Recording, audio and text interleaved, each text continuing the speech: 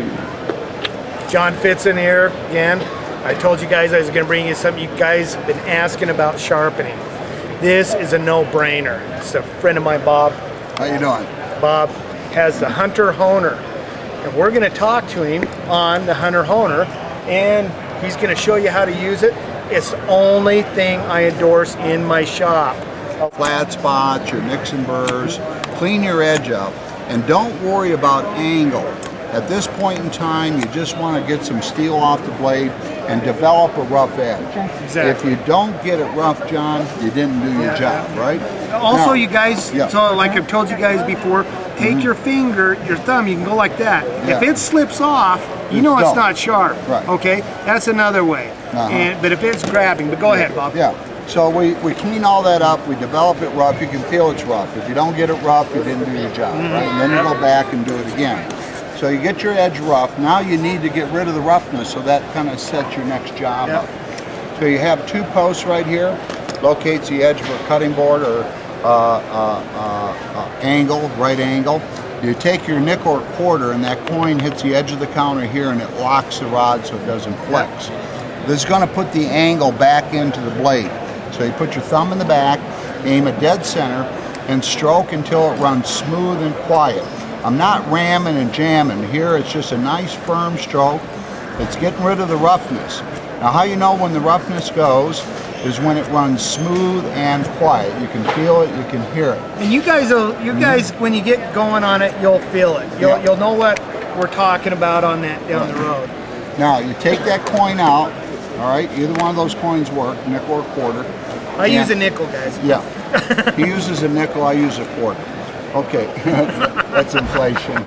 So it flexes and hugs the blade. You are no longer removing a lot of metal off of that blade. You're honing the blade, you're sharpening the blade. How many strokes you do depends on how hard the steel is. And you just keep stroking. And when that runs really smooth, you end up with a knife. Or if you're out in the field dressing out an elk or deer, palm down, insert, you got your handguard on, the rods are flexing, they're hugging the blade. So it's like a butcher steel, and you're maintaining your edge sharp, and you continue to do your animal. But back to the oil. So now here what we're doing is we're polishing the edge. So you don't push hard, don't press hard, real light strokes, and this will polish your blade to the next level of sharpness. That way when you get them so sharp, you look at it and you just start bleeding for no apparent reason, okay?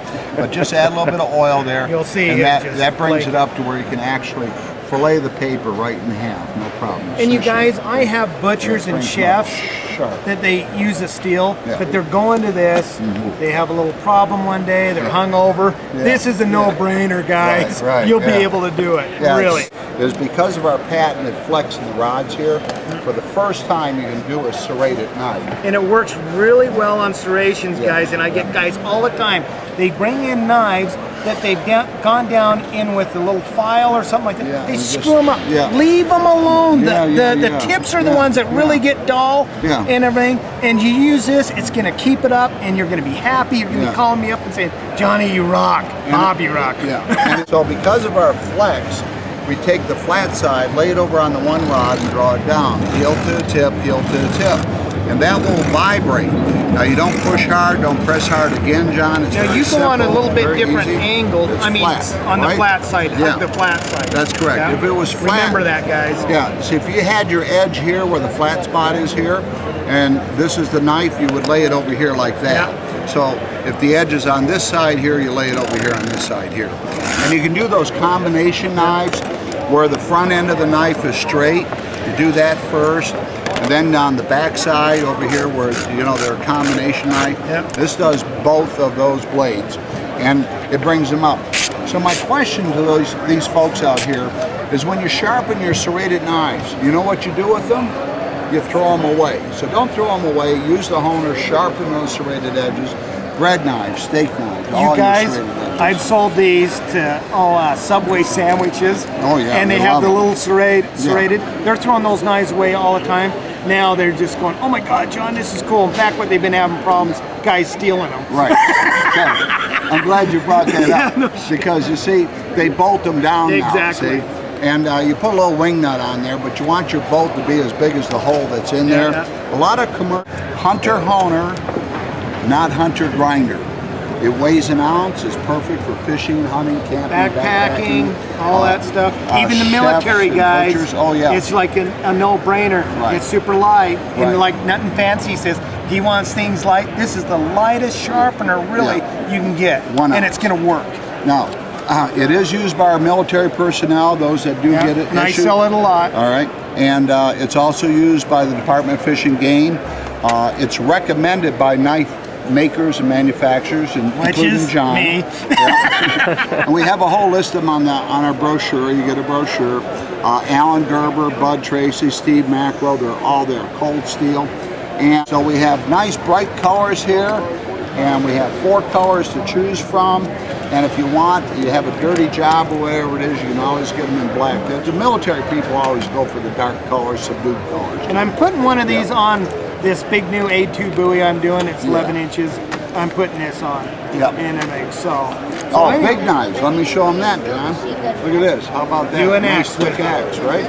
Okay, so you got your handguard on, palm down, insert. I've got the flex here. I put my thumb in the back and aim at dead center and stroke the rods.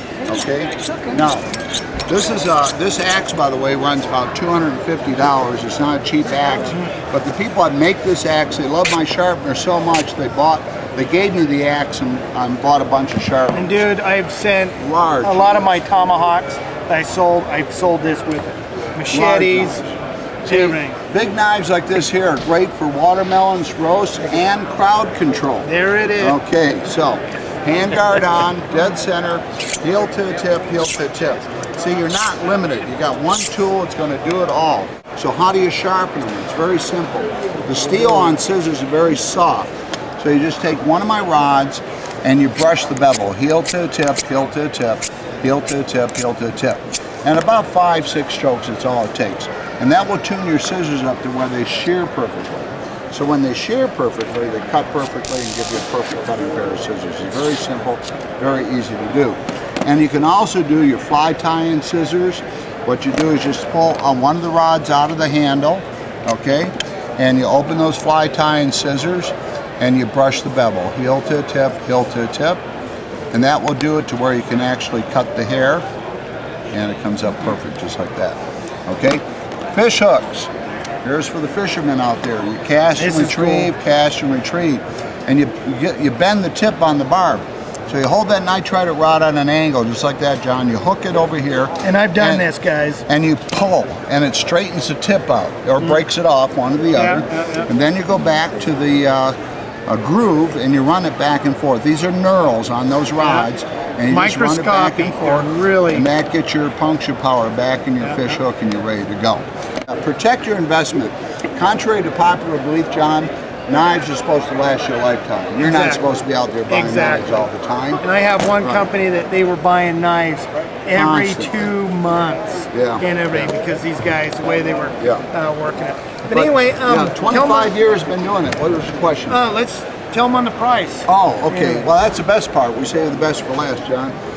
In the stores, as you know, you can pick them up in a fancy box, fancy price, and you throw the box away anyhow. And they're running about 25, 30 bucks. But you're paying for the rods, folks, not the handle. Here at the show or over at John's place, if you pick one up, he's going to save you $10. You're going to get it for 20. Okay. Now the oil, he's not carrying the oil. You can use any oil. This is our name brand oil, but any oil works. It polishes it. If you do carry the oil, John, I'll tell you what. You give it. If they buy that sharpener, I want you to give them that oil. Okay, forget the $10. This is cool. Give them the oil. I like this. I didn't have to pull my gun or my knife on it. We're just going to give it away. And wish them Merry Christmas, right? Yeah, there you go. All right, now look at John can match these prices right here. So the more you buy, the cheaper they get.